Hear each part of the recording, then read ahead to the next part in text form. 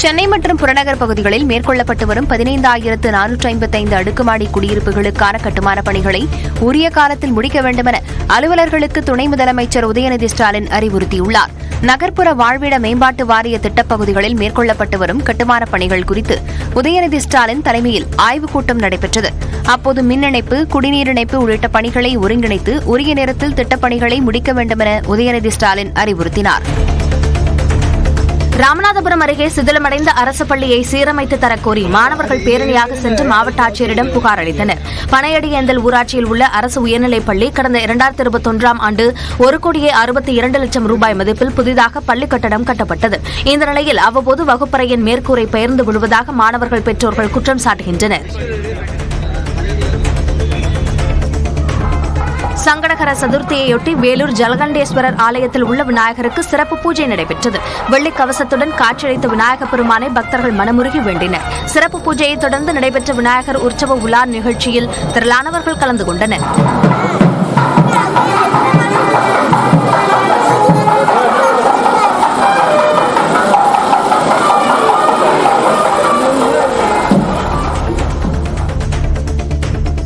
காஞ்சிபுரத்தில் டாஸ்மாக் கடை சுவரில் துளையிட்டு 30,000 ரூபாய் மற்றும் மது பாட்டில்களை திருடிச் சென்றவர்களை போலீசார் தேடி வருகின்றனர். செவிலிமேடு அருகே அரசு மதுபான கடை இயங்கி வருகிறது.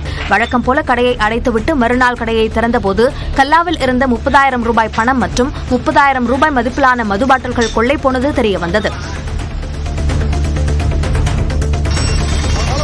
புதுக்கோட்டையில் இருசக்கர வாகனமும் ஆட்டோவும் நேருக்கு நேர் மோதிக்கொண்ட விபத்தில் 7 பள்ளி மாணவர்கள் படுகாயமடைந்தனர். பழைய பேருந்து நிலையம் அருகே உள்ள தனியார் பள்ளியில் பயிலும் 11 மாணவர்களுடன் ஆட்டோ சென்றது. அப்போது எதிர் திசையில் வந்த இருசக்கர வாகனம் திடீரென மோதியதில் ஆட்டோ கவிழ்ந்தது. இதில் 7 மாணவர்கள் காயமடைந்தனர். ஈரோட்டில் சாலையில் சென்று கொண்டிருந்த கார் திடீரென தீப்பிடித்து எரிந்ததால் பரபரப்பு நிலவியது. சூளை பகுதியில் வசித்து வரும் சிவக்குமார் என்பவர் தனது காரில் பேருந்து நிலையம் சென்றுவிட்டு வீடு திரும்பிக் கொண்டிருந்தார். அப்போது காரின் முன்பக்கத்திலிருந்து திடீரென புகை வந்ததால் உடனடியாக சிவக்குமார் காரை நிறுத்திவிட்டு வெளியேறினார். சிறிது நேரத்தில் தீ மளமளவென எரியத் தொடங்கிய நிலையில் பொதுமக்கள் உதவியுடன் தீயணைப்பு வீரர்கள் நெருப்பை அணைத்தனர். கரூர் மாவட்டம் குளித்தலை பேருந்து நிலையத்தில் போலி தங்க காசுகளை விற்ற பெண்ணை போலீசார் கைது செய்தனர். சேலம் மாவட்டம் மேட்டூரைச் சேர்ந்த பூங்குடி குடும்ப கஷ்டம் காரணமாக தங்க காசுகளை விற்பதாக கூறிய நிலையில் சந்தேகத்தின் பேரில் அவரை மக்கள் பிடித்து போலீசில் ஒப்படைத்தனர். இதில் உண்மை வெளிவந்த நிலையில் பூங்குடியிடமிருந்து 12 போலி தங்க காசுகளை போலீசார் கைப்பற்றினர். சென்னையை அடுத்த படப்பையில் பத்திரப்பதிவு அலுவலக வளாகத்திற்குள் நிறுத்தப்பட்டிருந்த காரின் கண்ணாடியை உடைத்து 6 லட்சம் ரூபாய் திருடப்பட்டிருந்த சம்பவம் அதிர்ச்சியை ஏற்படுத்தியுள்ளது. சிந்தாதிரிப்பேட்டையைச் சேர்ந்த மளிகை கடை வியாபாரி முஷாமல் முகமது என்பவர் தான் வாங்கிய நிலம் ஒன்றை பத்திரப்பதிவு செய்வதற்காக சார் பதிவாளர் அலுவலகத்திற்கு காரில் சென்றார். கையெழுத்திட அலுவலகத்தின் உள்ளே சென்றபோது காரின் கண்ணாடியை உடைத்து 6 லட்சம் ரூபாய் ரொக்கத்தை அடையாளம் தெரியாத நபர்கள் திருடிச் சென்றனர். கோவையில் சட்டவிரோதமாக தத்துக் கொடுக்கப்பட்ட பச்சிளம் குழந்தை உயிரிழந்த விவகாரத்தில் தாய் உட்பட 8 பேரிடம் போலீசார் விசாரித்து வருகின்றனர். நீலகிரி மாவட்டத்தைச் சேர்ந்த பெண்ணுக்கு கோவை அரசு மருத்துவமனையில் குழந்தை பிறந்தது. திருமணமாகாமல் குழந்தை பிறந்ததால் மருத்துவமனை பெண் காவலாளியின் பேச்சை கேட்டு தாய் வேறொரு தம்பதிக்கு தத்துக் கொடுத்துள்ளார். இதுகுறித்து அறிந்த வடவள்ளி போலீசார் குழந்தையை மீட்டு காப்பகத்தில் சேர்த்தனர். இந்த நிலையில் காப்பகத்தில் குழந்தை உயிரிழந்தது.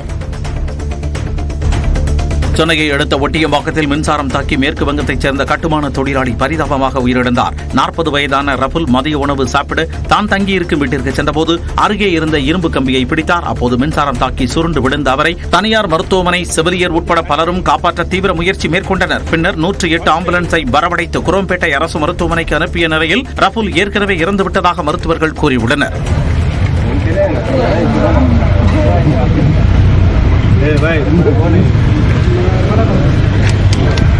பேசுன்னு சொல்லு, நீதான்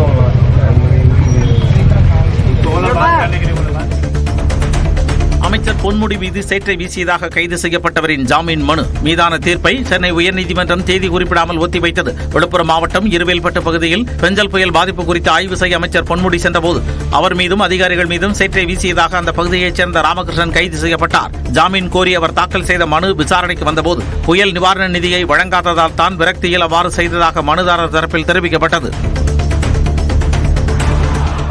திண்டுக்கல் மாவட்டம் பழனி அருகே இருசக்கர வாகனம் மீது கார் மோதிய விபத்தில் 65 வயது முதியவர் சம்பவ இடத்திலேயே உயிரிழந்தார். பட்டத்து விநாயகர் கோவில் பகுதியைச் சேர்ந்த ராஜ் இருசக்கர வாகனத்தில் பொள்ளாச்சி திண்டுக்கல் 4 வழி சாலையில் சென்றார். கோதைமங்கலம் பகுதியில் வந்தபோது பின்னால் வந்த கார் மோதியதில் சம்பவ இடத்திலேயே உயிரிழந்தார்.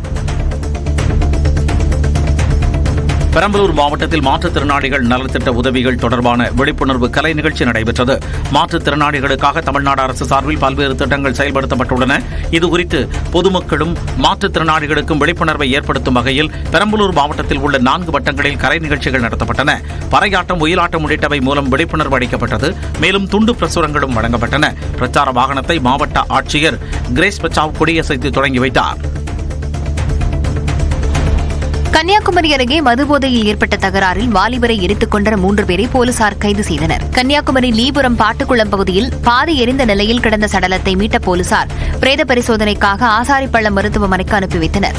விசாரணையில் இறந்தவர் ஹரிஹரசுதன் என்பதும், மதுபோதையில் ஏற்பட்ட பிரச்சினையில் ராபர்ட் சிங், பெர்லின், கண்ணன் ஆகிய 3 பேரும் அவரை பெட்ரோல் ஊற்றி எரித்ததும் தெரியவந்தது. ஈரோடு மாவட்டம் கோபிச்செட்டிப்பாளையம் அருகே தெருநாய்கள் கடித்ததில் 110 பிராய்லர் கோழிகள் உயிரிழந்தன. கவுந்தப்பாடியைச் சேர்ந்த சோமசுந்தரம் செல்வபுர தோட்டத்தில் பண்ணை அமைத்து 2000க்கும் மேற்பட்ட கோழிகளை வளர்த்து வந்தார். இவர் காலை பண்ணைக்கு சென்று பார்த்தபோது 100க்கும் மேற்பட்ட கோழிகள் நாய்கள் கடித்து இறந்து கிடந்தது தெரியவந்துள்ளது. தெருநாய்களை கட்டுப்படுத்த நடவடிக்கை எடுக்க வேண்டுமென மக்கள் கோரிக்கை விடுத்துள்ளனர். காஞ்சிபுரம் மாவட்டம் படப்பை மேம்பாலம் 60 நாட்களில் திறக்கப்படும் என பொதுப்பணித்துறை அமைச்சர் ஏவாவேலு தெரிவித்துள்ளார். படப்பை பேருந்து நிலையம் அருகே நீண்ட காலமாக பாலம் கட்டுமான பணி நடைபெற்று வருகிறது. பேரவையில் கேள்வி நேரத்தின் போது படப்பையில் மேம்பாலம் அமைக்கப்படுமா என காங்கிரஸ் சட்டமன்ற உறுப்பினர் செல்வப்பெருந்தகை கேள்வி எழுப்பினார். அதற்கு பதிலளித்த அமைச்சர் ஏவாவேலு, சாலை விபத்துகளை குறைக்கும் வகையில் மேம்பாலங்கள் கட்டப்பட்டு வருவதாகவும் படப்பை மேம்பாலம் 60 நாட்களில் திறக்கப்படும் எனவும் தெரிவித்தார். சென்னை மூலக்கடையில் ஆட்டோ சவாரி ஏற்றுவதில் 2 தரப்பினரிடையே மோதல் ஏற்பட்டது தொடர்பாக 9 பேர் கைது செய்யப்பட்டனர். ஆட்டோ ஓட்டுநர்களில் 2 தரப்பினருக்கிடையே மோதல் நிலவுவதால் அவ்வப்போது தகராறு ஏற்பட்டு வந்தது. இந்நிலையில் மூலக்கடை ஆட்டோ நிறுத்தத்தில் சோதனை மேற்கொண்ட காவல்துறையினர் ஆட்டோக்களில் இருந்த 2 கத்திகளை பறிமுதல் செய்து 5 பேரையும் எதிர்த்தரப்பைச் சேர்ந்த 4 பேரையும் கைது செய்தனர். இதில் தப்பியோட முயன்ற 4 பேருக்கு கையில் எலும்பு முறிவு ஏற்பட்டதாக தெரிவிக்கப்பட்டுள்ளது. நீலகிரி மைசூர் தேசிய நெடுஞ்சாலையில் பந்திப்பூர் அருகே சாலை விடைவில் கட்டுப்பாட்டை இழந்த லாரி விபத்துக்குள்ளானது. கூடலூரில் இருந்து இரும்பு பொருட்கள் ரோடு ஏற்றிச் சென்ற லாரி பந்திப்பூர் சோதனைச் சாவடி அருகே உள்ள செங்குத்தான சாலையில் தாறுமாறாக ஓடி குளத்தில் புகுந்தது. ஓட்டுநர், கிளீனர் லேசான காயமடைந்தனர்.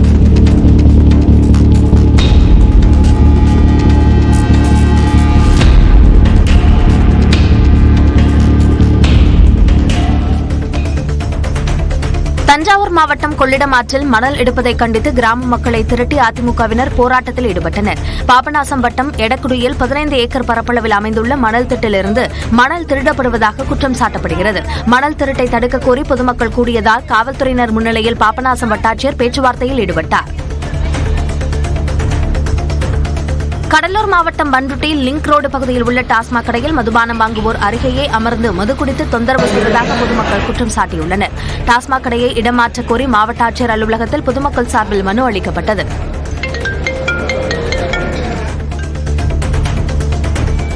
அரியலூர் மாவட்டம் செந்துறையில் திரௌபதி அம்மன் கோயில் தீமிதி திருவிழாவில் திரளான பக்தர்கள் கலந்து கொண்டு நேர்த்திக்கடன்களை செலுத்தினர். பெருமாண்டி கிராமத்தில் உள்ள திரௌபதி அம்மன் கோயிலில் கடந்த மாதம் காப்பு கட்டி திருவிழா தொடங்கியது. ஒவ்வொரு நாளும் விசேஷ பூஜைகள் நடைபெற்று திருவிழா நாளில் தீமிதி விழா நடைபெற்றது. பல்வேறு ஊர்களிலிருந்து வந்த பக்தர்கள் தங்கள் குழந்தைகளை சுமந்து கொண்டு தீமிதித்து வேண்டுதல்களை நிறைவேற்றிக் கொண்டனர்.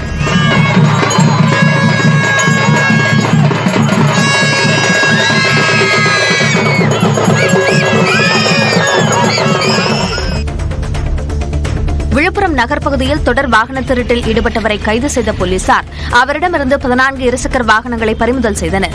விழுப்புரம் ரயில் நிலையம் அருகே சந்தேகத்திற்கிடமாக சுற்றித் திரிந்த நபரை பிடித்து காவல்துறையினர் விசாரித்த நிலையில் அவர் சென்னை பழைய வண்ணாரப்பேட்டையைச் சேர்ந்த உமர் ஃபரூக் என்பதும் வாகன திருட்டில் ஈடுபட்டதும் தெரியவந்தது.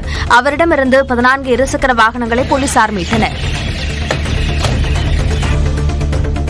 ரூ என்ற தமிழ் குறியீட்டை பயன்படுத்துவதில் எந்த தவறும் இல்லை என மாநிலங்களவையில் திமுக எம்பி வில்சன் பேசினார். நாடாளுமன்றத்தில் பேசிய அவர், ரூபாய் என்பது ரூபாய் தாள்களிலேயே அச்சிடப்பட்டுள்ளது என்றார். எனவே ரூ என்கின்ற தமிழ் குறியீட்டை தமிழ்நாடு அரசு அதன் நிதிநிலை அறிக்கையில் பயன்படுத்துவதில் எந்த தவறும் இல்லை என்றும் வில்சன் விளக்கமளித்தார். மணிப்பூர் பட்ஜெட் மீதான விவாதத்தில் பேசிய அவர் நிதியமைச்சர் நிர்மலா சீதாராமனுக்கு இதனை நினைவூட்டுவதாக கூறி எடுத்துரைத்தார். உலகின் 50 சிறந்த பிரெட்கள் பட்டியலில் தமிழ்நாட்டில் பிரபலமாக உள்ள பரோட்டா இடம் பிடித்துள்ளது. டேஸ்டி அட்லஸ் என்ற நிறுவனம் உலகின் சிறந்த பிரெட்கள் குறித்து ஆய்வு நடத்தியது. இதில் இந்தியாவைச் சேர்ந்த பட்டர் கார்லிக் நானுக்கு முதலிடமும் அமிர்தசரி குல்சாவுக்கு 2ஆம் இடமும் கிடைத்துள்ளது. தமிழ்நாடு, கேரளா உட்பட தென்னிந்தியாவில் மிக பிரபலமான பரோட்டா 6ஆம் இடத்தை பிடித்தது. மேலும் வட இந்திய உணவுகளான பரந்தா, பதுரா முறையே 18 மற்றும் 26வது இடங்களை பிடித்தன. ராஜஸ்தானில் ஆள் இல்லாத கடைக்குள் புகுந்து சிறுவன் ஒருவன் கட்டாக பணத்தை திருடிச் சென்ற காட்சி அதிர்ச்சியை ஏற்படுத்தியுள்ளது. சோதிசாத்திரி நகரத்தில் மிக பரபரப்பான காந்தி சவுக் என்ற இடத்தில் மருந்தகம் ஒன்று செயல்பட்டு வருகிறது. அங்கு பொருட்கள் வாங்க வந்த சிறுவன் கடையில் யாரும் இல்லை என்பதை அறிந்து உள்ளே புகுந்து 30,000 ரூபாய் பணத்தை திருடிச் சென்றார். சிசிடிவி காட்சிகளை வைத்து அந்த சிறுவனை போலீசார் தேடி வருகின்றனர்.